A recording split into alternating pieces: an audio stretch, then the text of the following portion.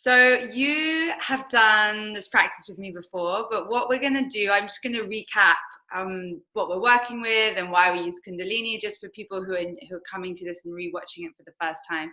So hello to all of you who are watching this later. So we're working with two different meditations, and it's not normal that I'd merge two together, but the reason that we're doing it is because the first one is really related to the fifth chakra, to the throat, and the throat and the yoni are very connected, the throat and the womb.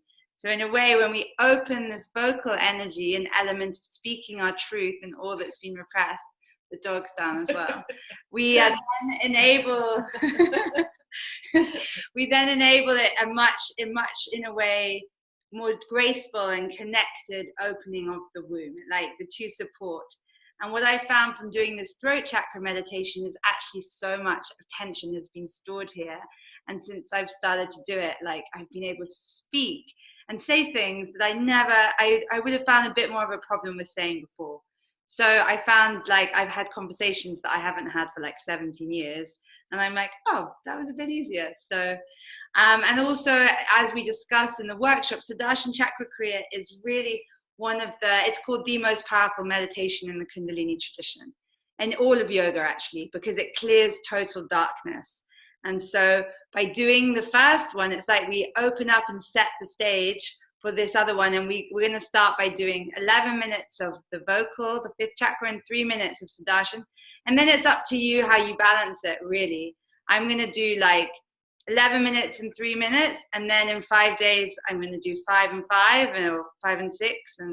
But I think there's a value in doing the first kind of 11 minutes with the fifth one, because 11 minutes is really the time it takes it's like the prescribed time. So we're working with the Sudarshan Chakra Kriya. We're working with the mantra Waheguru, and it's really about clearing all of the darkness and coming into light. So what we're going to do is we're going to start by just saying, each of us who's here, what is our intention for this practice and what we're dedicating it to, and hearing each other with that. And then we're just going to go in and do the meditation together. And then I'm going to close off by just giving some guidance and tips on like, how do you keep to your 40 days? What happens if you go out and you don't want to meditate, and these kind of things. Okay. So, I'd love us all actually just to begin by closing our eyes and putting one hand on the heart and one on the womb, and just breathing deep here. And just holding ourselves and feeling into what's there and what's coming up, and, you know, perhaps the excitement or the emotion around just taking this step and this commitment really to ourselves and our wombs and our healing for the next 40 days.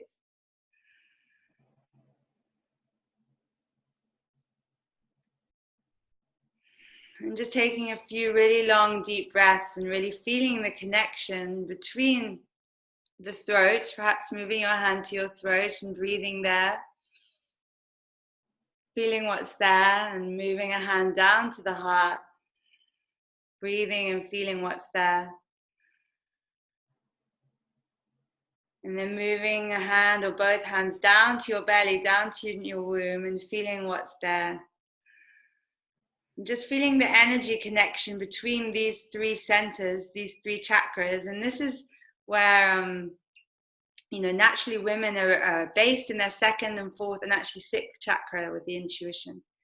So, but the fifth is one that is not the natural place of the feminine. So learning how to honor our words and how to use the power of our words, and how powerful they can be when we speak what we really want to say and not just what sounds nice. So from this place, I'm going to invite each of us to share our intention or what we're dedicating this practice to. And I will go first. And I'm really dedicating these next 40 days and this practice to really honoring myself as a feminine teacher, and honoring what I need to support myself to do that. So to saying what needs to be said in my life to the people that perhaps I don't say in order for me to be fully supported. And when I have feelings for someone, whether it's romantic or in work, to just really express them and not hold back.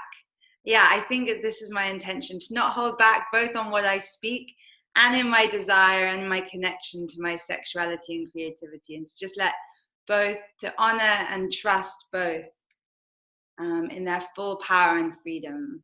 So I can't wait to see what happens. Okay, so Olivia, would you like to share? Okay, my intention is to really put daily focused attention on my beautiful heart that's healing right now in a very, very intense way. And also on my my whole sexual center right now. I feel like I've been through a car crash, and I just feel like I need to be so gentle and so loving. And I love the idea of like putting daily attention on those two parts of my body. My intention is also to commit to a practice every day for 40 days. I've never done that before. I think it'll be my first time. So like just generating a daily discipline of showing up. And also I really want to honor what it takes for me to show up and do the work that I'm here to do in the world. I really need to take care of myself in a way that I've never done before, and this is a big part of that. So implementing this meditation into my daily routine. As I move back to London tomorrow, a big change is happening for me. Maybe in 40 days I'll be moving back to Lisbon at the end, on the 13th of July. But yes, I'm really in this place. Every day is a new day, so it feels perfectly timed. So I want to honor myself in the deepest way possible. Natalia? Oh God, there's so much. I don't even know where to start. But I think I really would like to dedicate this practice to letting go of all, which is a big commitment, but with all false beliefs that I have related to how lovable I am, or the false belief that I have how unlovable I am when it comes to the romantic relationship. So I would like to dump all of those negative beliefs, leave them behind, and just clear the path and be open, and not to have any expectations, but also not to have any predispositions, or not to have any false beliefs, or let them fall behind and see what's out there. So yes, and also for me, it's the first time that I'm dedicating 40 days to practice, so the commitment, and thank you very much for the support. So yeah, I think the big focus for me is letting go of false beliefs and seeing where it's going to take me for this practice. Okay, letting go of false beliefs, beautiful. And Heather, are you there? Can we hear you? I think you need to unmute yourself. Oh, amazing. Hello, beautiful. Hi. I'm just looking forward to becoming motivated. So that's what I'm here for. Awesome. Great. Thanks. Definitely remember that. You're so welcome. It's so nice to see you. Okay, so what we're going to do first is we're going to do the 5th chakra meditation, and I'm going to explain how we do it, and we're going to practice it together, and then we're going to do the 2nd chakra one. Okay? And the idea is that you can meditate anywhere, you know? It doesn't, the best thing is really when you're at home is to set a place that you wake up and every day you go there. So it's like whether that's a cushion with a candle and a bit of incense, it's like you set in a way your sacred space. It can be a beautiful altar, you can have your wisdom cards, but also if you're on the move and you're traveling, you literally just like know that you can meditate anywhere. Like it doesn't have to have ceremony. Like, you know, usually I wear like white, but I've just come from work and I'm sitting on the floor, and this is tools for us to use all over the place. And even when we're traveling like that, I've meditated in the airport lounge before. So that's first piece of advice is yeah, create a sacred space for yourself at home, but also know that you're free to just be that sacred. You are the sacred space wherever you are. Okay, so with Kundalini, I'm going to talk first about the 5th chakra meditation and how it works, and then we're going to tune in and we're going to practice it. So we're working with a mantra, and the mantra is Hummy Hum Brahm Hum. So let's all say it together. Hummy Hum Brahm Hum. Okay. Brahm hum. And it's great whenever we're working with mantras to really pronounce them as much as possible, because it's the way the tongue and the lips move. It rewires the neurological patterns in the brain. So that's why meditating with mantras is more effective than normal meditation. It's like the fast track. So Hummy Hum Brahm Hum. Okay. Hummy Hum Brahm Hum. Amazing. So, and this means we are God. So it's like saying everything is connected, everything is divine. And the way that we're chanting it is we're only moving the back half of the tongue. And then it's like your front of your tongue kind of sits against your teeth. It looks like this. Hummy Hum Brahm Hum. Okay, so let's try it together. Hummy Hum Brahm Hum. Okay, and what you'll find when you're chanting is you can actually really like it's like almost like a bee buzzing. So you go hummy hum ram hum, and then you're going to start feeling the vibration through your throat, and this is what starts to unlock the throat chakra. So, and I've started to do it because now I've been doing it for about 11 days probably, and I feel all my other chakras vibrating, and I feel my womb vibrating as I've started to chant this after a period of time. So always in meditations, like the first day can feel really complicated. The second day, we really don't want to do it. The third day, but by the time we've done like 5 days, it starts to really feel good, and how it starts to have an effect, I'd say. So just be aware, like your subconscious is going to come in and try and trick you and be like, don't do this. This is so silly. Like, this is a waste of time. I don't have time. I don't have time. So this is where we just go, okay, I see you, subconscious. I see you, ego. I see that you don't like this. Okay, but I'm not going to listen to you. And you just keep on going with it. So we're working. I'm going to send you the links via Spotify, but I always just get my, get the mantra on Spotify, and then I sit down and I put it in my ears, or I play it on my speaker, so that I'm chanting with the mantra, and that's really helpful because it helps you keep time, and it gives you a sense when you're meditating alone that you're not alone. You know, it has its own power and its vibration. So for those, and then your hands are going to be in Gyan Mudra, resting on your lap, and your eyes are 1/10 open, focus on the tip of your nose if you can. And the reason we do this is because it crosses the optic nerve and it stimulates the pineal gland, which is the master gland. So we're going to begin by tuning in. So wherever you are, I want you to get comfortable in a cross-legged position. And the dog's down. And we're just going to, get comfortable. And we're going to begin by tuning in. So we tune in with two mantras. The first is Ong Namo Gurudev Namo, and this is like, it's like a hotline to your higher self, and it means that everything afterwards is held and guided. And the second one is At Gure Name. Well, first of all, let's practice Ong Namo together. So repeat with me. Ong Namo Gurudev Namo. So we'll do it one more time. I'll say the whole thing and then you guys say it. Ong Namo. Om Namo. Ong Namo. Ong Namo. Gurudev Gurudev Namo. Namo. Perfect. So we chant that 3 times. And then the second mantra is At Gure Name, Jugat Gure Name. At Gure Name. At Gure Name. Jugat Gure Name. Sat Gure Name. Siri Gurudev. Ainame. So I'm going to send these to you so you're going to see them in writing. And particularly that last one, it can be a bit of a mouthful to begin with, but I love it because it's a mantra for protection. So you can use it any time in your life where you're like, say you come across a pack of dogs, or you're on a scooter, or you just feel like your energetic boundaries have been massively overstepped. You can just be like, And I'm always like chanting this to myself. It's like a magic spell. And then it's like you imagine that you're wrapping yourself in golden light as you chant it. So as we all say in Kundalini, fake it until you make it.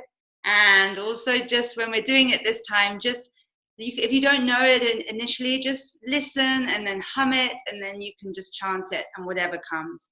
And a reminder, like always when we're chanting from the belly, because it's like we're playing a musical instrument, and this is the vibration element. And then we chant just from the throat, it doesn't go down. So we want to be inhaling and really feeling as if we're chanting from the depths of our belly.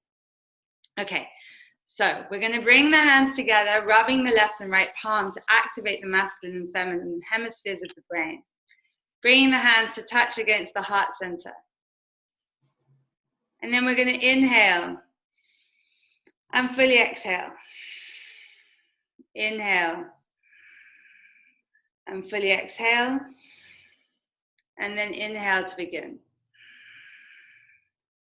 Om Namo Gurudev Namo. Om Namo Gurudev Namo. Om Namo Gurudev Namo. Atkaray Name, Jugatkaray Name, Satkaray Name, Sri Gurudev Name. Atkaray Name, Jugatkaray Name, Satkaray Name, Sri Gurudev Name. Atkaray Name, Jugatkaray Name, Satkaray Name, Sri Gurudev Name. And then inhaling and gently suspending the breath. Feeling the mantras vibrate through every cell of your being, straightening the spine, feeling grounded and connected. Exhaling, release, dropping the hands down, and bringing the hands into Gyan Mudra, and the hands are on the lap. And I'm just going to remind you that the tongue, the tip of the tongue is resting in the teeth, and it's the back half of the tongue that's moving. And then your eyes, if you can, are focused on the tip of your nose. If you feel that that makes you a little bit dizzy, you can just go back to closing them and just practice little by little with this part, okay? So just tuning back in with your intention, and we're going to do 11 minutes of this meditation for the throat chakra. Gyan Mudra is it index and the big finger together? Yeah, the Jupiter, yeah, exactly, like this. So imagine that you're like about to flick a marble or something like that, and then the other fingers are straight. And then they come down, and we try and have straight arms. So it's like your hands are really straight, resting against your knee. Because Kundalini is really about the angles and right angles. So when we're, and always when we're meditating, really imagine that your back is super long and straight, and that the channel of your spine is like a long straight line. So often your chin is going to be pointing a little bit down, so that connection is fully felt. Because if you're like this, it breaks the energy here. Whereas if your chin is down and that line is totally straight from the spine up to the crown of your head, that's how the Kundalini energy is going to rise up the chakras. Okay, that's actually a really good point that I often don't tell people. So I'm happy that I did. Okay, so we're going to bring our hands into active Gyan Mudra, and we're going to tune in with our intention, closing your eyes perhaps, and just tuning back in. I'm actually focusing for this one on your communication. How would you like this support to support you in how you speak?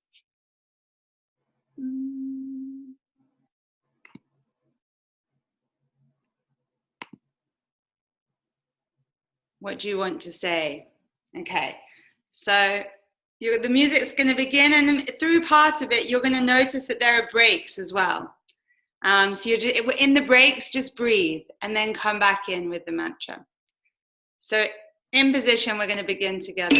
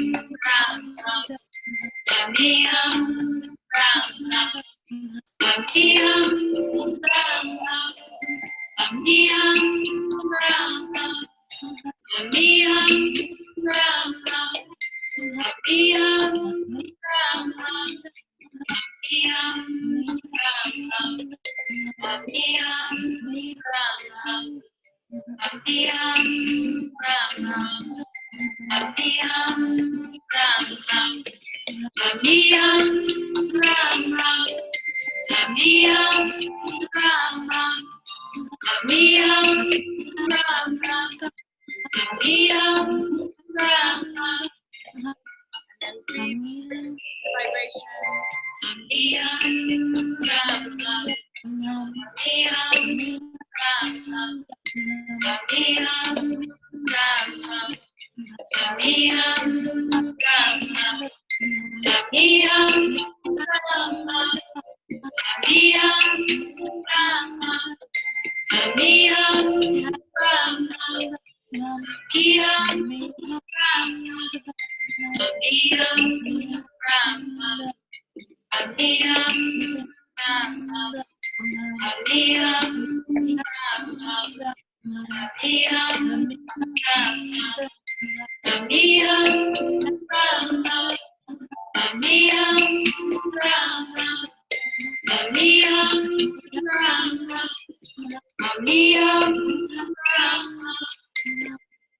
Keep breathing.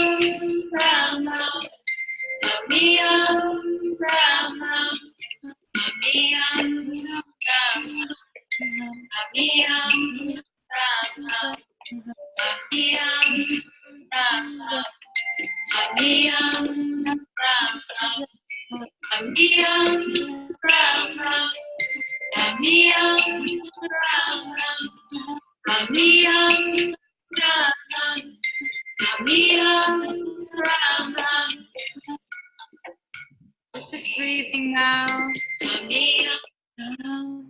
Sorry, I couldn't turn the sound down on that one, so it's an abrupt stop. But just in this place, keeping your eyes closed and just really feeling and breathing. And after every meditation, you open your hands on your lap. So you're in this position of receiving, and your hands are facing, your palms are facing up to the sky. And you keep your eyes closed and just allow your breathing to come to normal. And we just sit in silence for a minute or two, just noticing all of the thoughts, emotions, energies, feelings.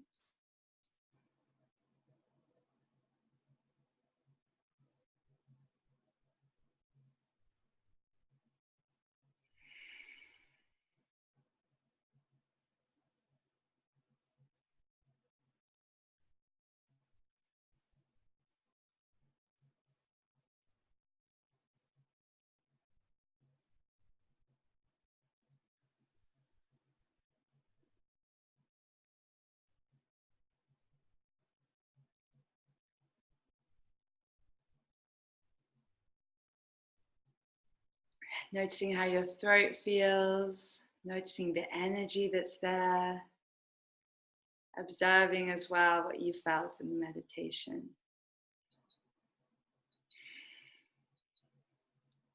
So just from, you can keep your eyes closed, but just from this place, I'm just going to invite everyone to share like one word or one phrase on their experience, just because it's so helpful to sometimes name what we felt and notice it. So I actually felt intense irritation during that meditation, and this is interesting because I know that's been in my throat. It's like I'm irritated with, I've put the irritation there, so I know that it's clearing, but I felt a lot of irritation. Does anyone else want to share? I felt a lot of, I had this like awareness that around inconsistency in my life, and how this feeling of like constantly being let down by people, and where I do that with myself. So where I like keep calling that in, but I'm really inconsistent with the way I show up for myself. So and I also felt a lot of hunger. Like I felt immediately starving, which is my go-to, like when I'm feeling intense emotions, I'm hungry. What about you, lovelies? I felt at some point, when my eyes were open, but I